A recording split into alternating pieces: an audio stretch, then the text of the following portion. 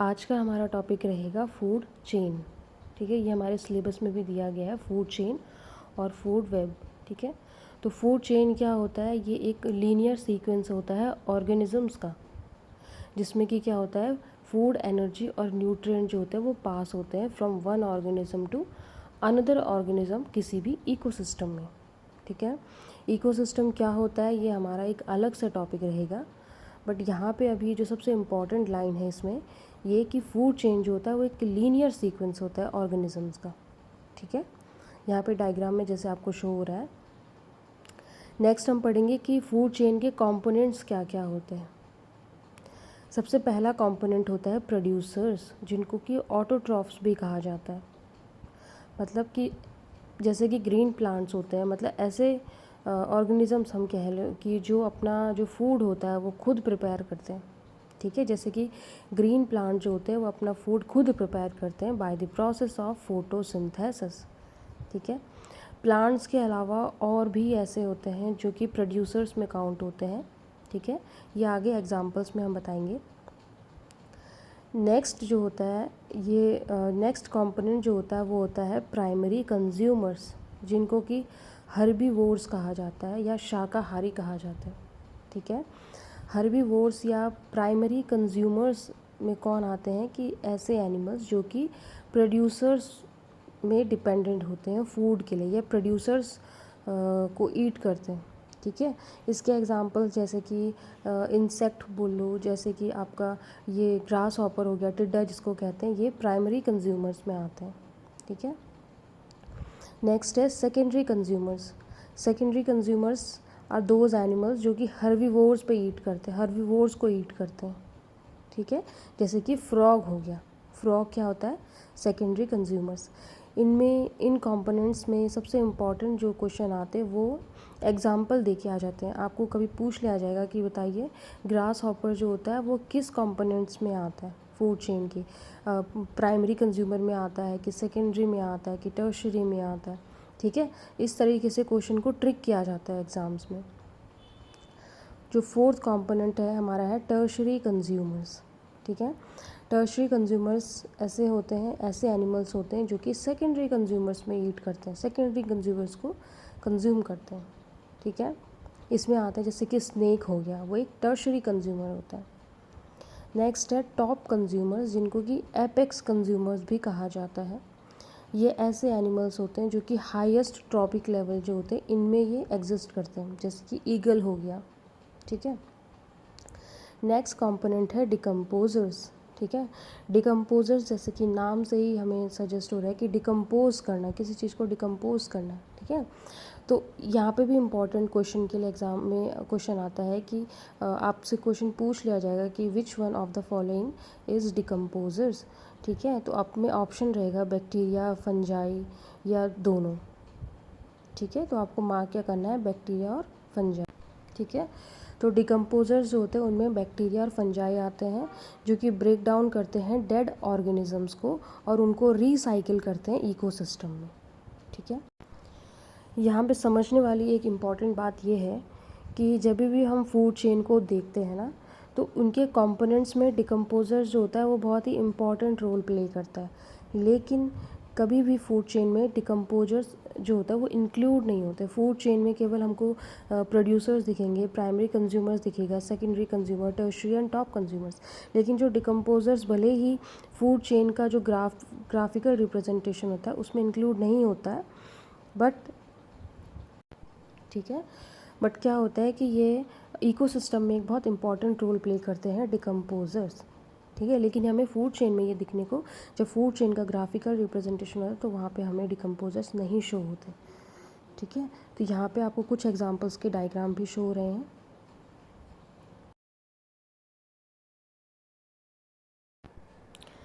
Next हम पढ़ेंगे trophic levels. ठीक है, ट्रॉफिक लेवल्स क्या होता है कि the position occupied by an organism in a food chain is called traffic level. ठीक है, किसी भी फूड चेन में ऑर्गेनिजम्स का क्या पोजीशन होता है वो उसको हम क्या कहते हैं, ट्रॉफिक लेवल्स कहते हैं। ठीक है, जैसे कि सबसे पहला अगर हम बात करें फर्स्ट ट्रॉफिक लेवल की, मतलब कि फूड चेन में फर्स्ट पोजीशन कौन ऑक्यूपाई करता है, वो होते हैं प्रोड्यूसर्स, ठीक है, जो कि सबसे पहले अपना खाना खुद बनाते हैं। उसके बाद आता है सेकंड ट्रॉफिक लेवल, जिसमें कि प्राइमरी कंज्यूमर्स आते हैं जो कि प्लांट्स को खाते हैं।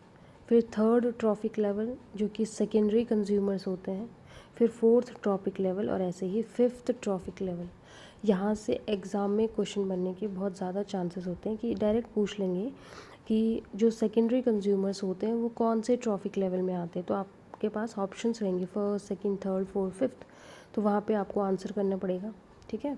और एक और इम्पॉर्टेंट क्वेश्चन यहाँ से क्या बनता है, इम्पॉर्टेंट क्वेश्चन ये बनता है कि आपसे पूछ लिया जाएगा कि जो नॉर्मल फूड चेन होती है उसमें जनरली कितने ट्रॉफिक लेवल्स होते हैं। और एक बार ये एग्ज़ाम में आया हुआ क्वेश्चन है कि फूड चेन में जनरली कितने ट्रॉफिक लेवल्स होते हैं, तो हमको क्या आंसर करना पड़ेगा, 5 ट्रॉफिक लेवल्स होते हैं। जनरली 5 ट्रॉफिक लेवल्स होते हैं किसी भी फूड चेन में, ठीक है।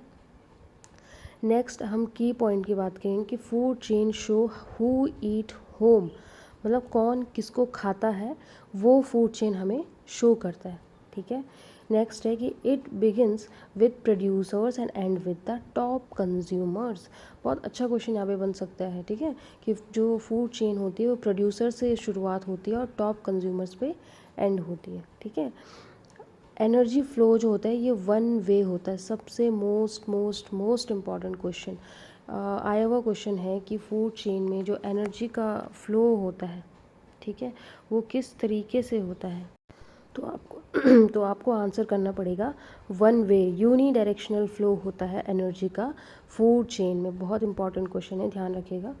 और यहाँ पे लिखा भी नीचे नेक्स्ट पॉइंट कि यूजुअली जो होते हैं 3 to 5 ट्रॉफिक लेवल्स होते हैं, बट यूजुअली 5 हम कहते हैं कि 3 to 5 ट्रॉफिक लेवल्स होते हैं जनरली फूड चेन में, ठीक है। नीचे नेक्स्ट लिखा है कि decomposers act on all dead organisms from every trophic levels.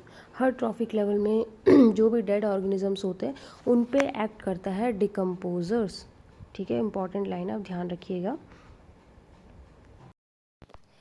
Next है टाइप्स ऑफ फूड चेन, ठीक है। अब हम पढ़ेंगे कि कौन कौन से डिफरेंट टाइप के फूड चेन जो होते हैं वो एग्जिस्ट करते हैं, ठीक है।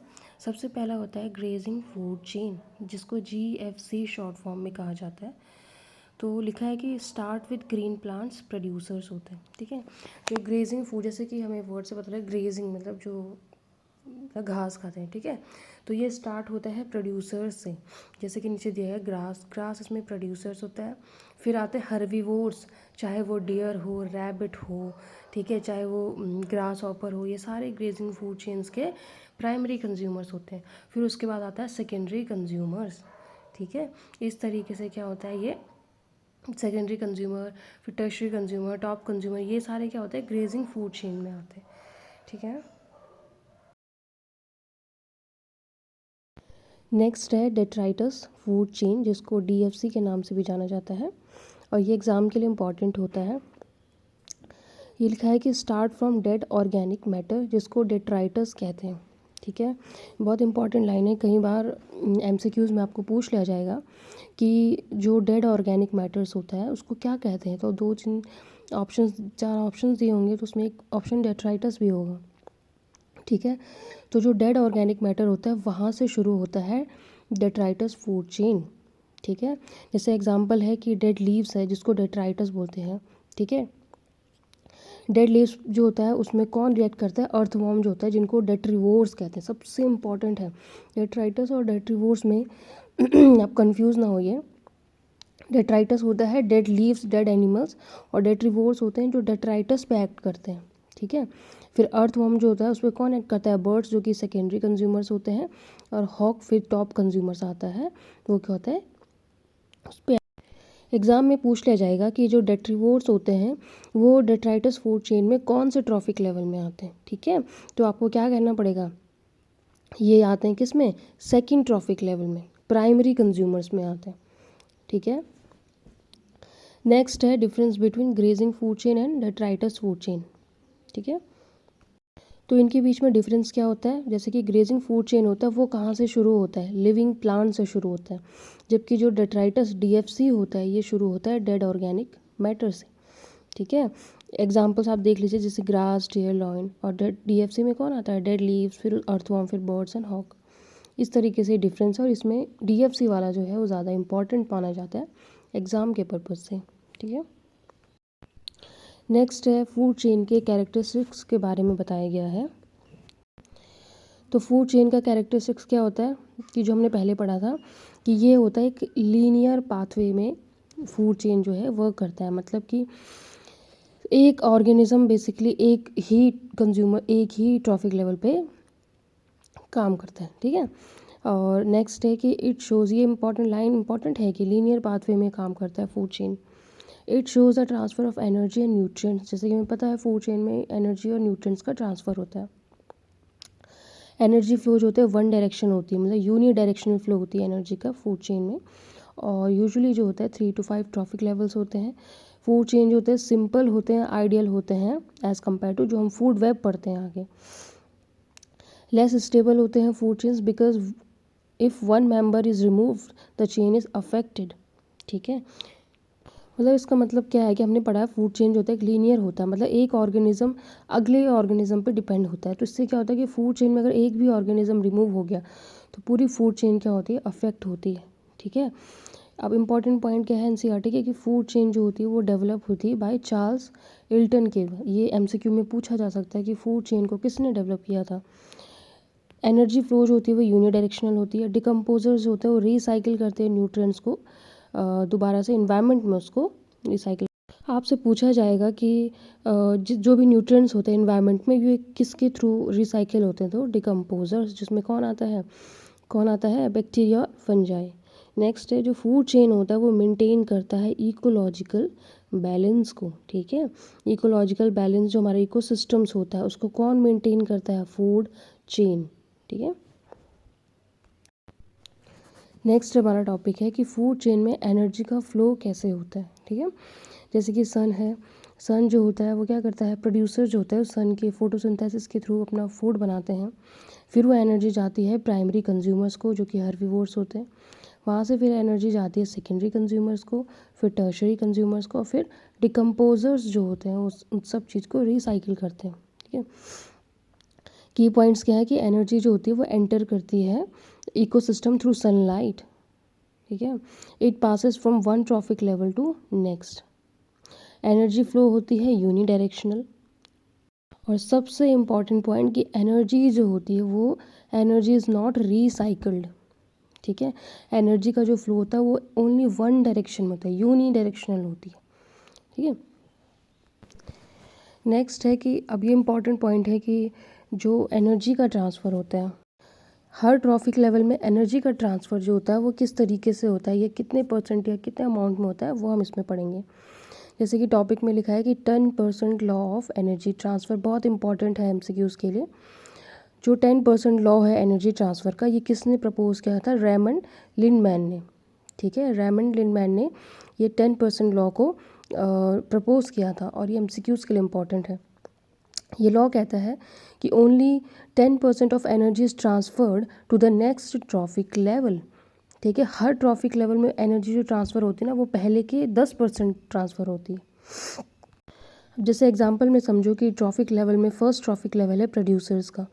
सपोज़ करो इसमें एनर्जी कितनी है, 10,000 किलो कैलोरी एनर्जी है। ठीक है, नेक्स्ट जो ट्रॉफिक लेवल जो प्राइमरी कंज्यूमर्स है उसमें 10,000 का 10% ही एनर्जी ट्रांसफ़र होती है विच इज़ 1,000। ठीक है, 1,000 kilo calorie. Next secondary consumer में फिर उसका 10% 100, नेक्स्ट टर्शरी में 10, और टॉप कंज्यूमर्स में 1 किलो कैलोरी।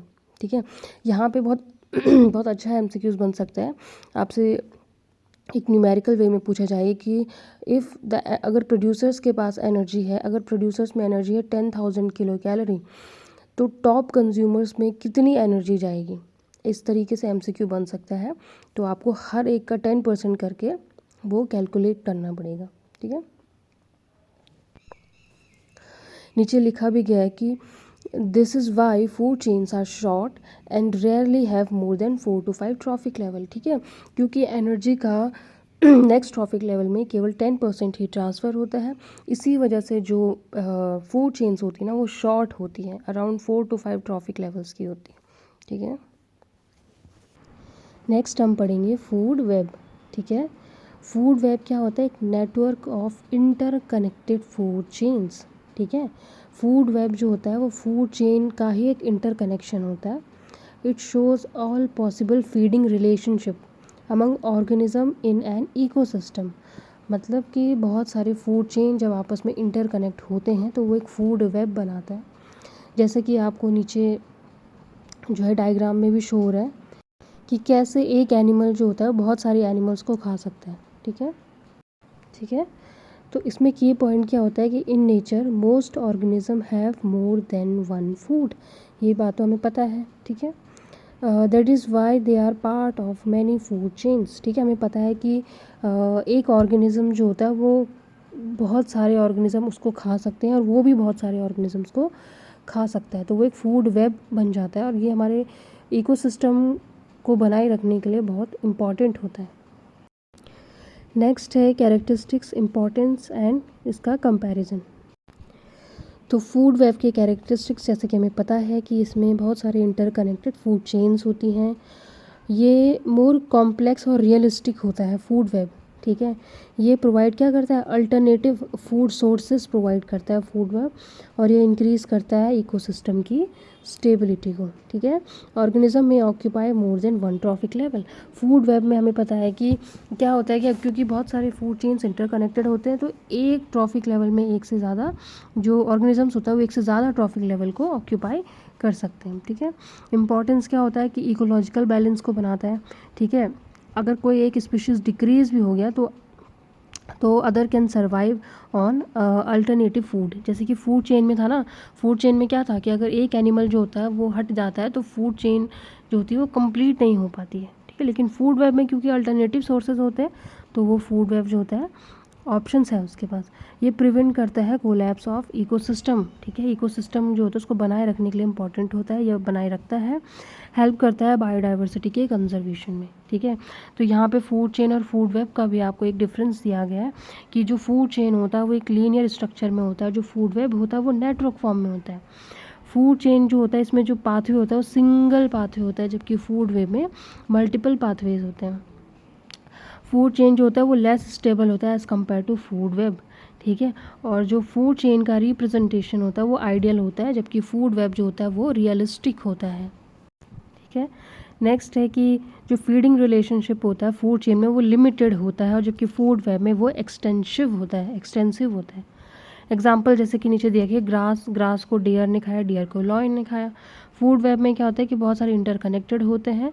ठीक है, अब रिवीजन में जैसे कि आपको लिखा है आप इस चीज़ को पढ़ लीजिएगा कि फूड चेन एक लीनियर पाथवे होता है, फूड वेब एक नेटवर्किंग फॉर्म में होता है, एनर्जी फ्लो एक डायरेक्शन में होता है। 10% लॉ किसने दिया था, ये इंपॉर्टेंट है। जो डिकम्पोजर्स होते हैं वो न्यूट्रिएंट्स का रिसाइकलिंग करते हैं। ठीक है, तो होप सो आपको फूड चेन और फूड वेब के बारे में समझ आया होगा। ये आपके एग्ज़ाम के लिए कुछ पॉइंट्स इसमें बहुत इंपॉर्टेंट है, वो आप देख लीजिएगा, उसको याद कर लीजिएगा।